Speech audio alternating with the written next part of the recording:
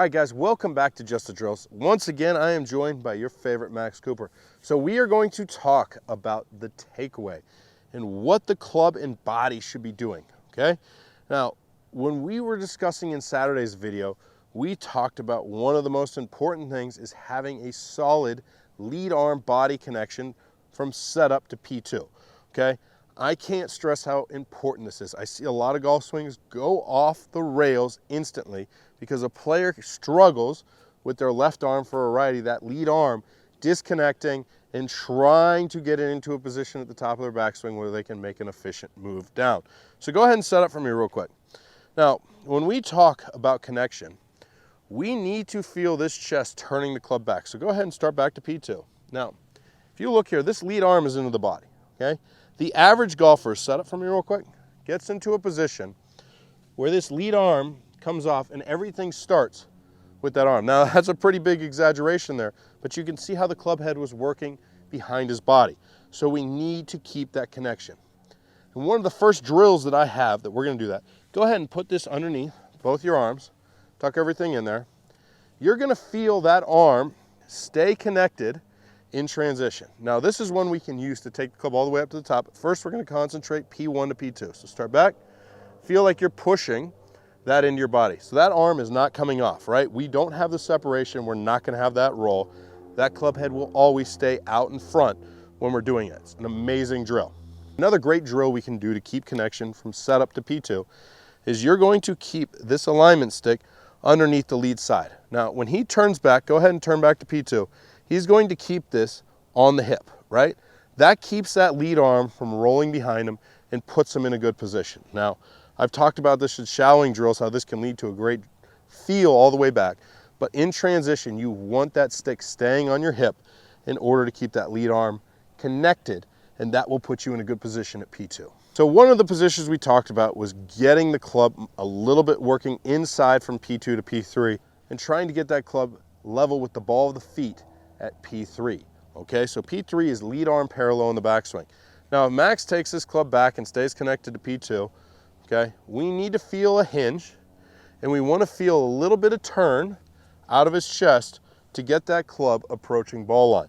Now, a great feel to put himself in that position would be to just put an alignment stick here off the ball of that foot and concentrate on getting the hands by P3 to that position. Now, I've seen a lot of players put 3 alignment sticks down. One on their toe line, one on the ball of the foot line, and one on the heel line. And when you get to P2, you're looking for toe line. P3, you're looking for the middle stick on the ball of the foot. P4, you're looking for heel line. A great way to practice this at your house is to just use a mirror. I always tell my players, mirror work is the key to playing better golf. So if you can set those alignment sticks and you have room to move a club in the backswing, just set up to an imaginary golf ball and watch yourself making that movement in a mirror time and time again, and you will learn the feels for the proper takeaway and get up to P3 in a solid position every time. The movement from P3 to P4 is critical, right? So we're trying to get the hands, go up to P3 for me.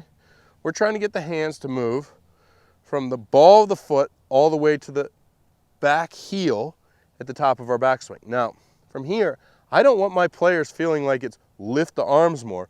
I want them to feel like it's just completing that crank to get the body in position and push the hands back versus just lifting them with their arms.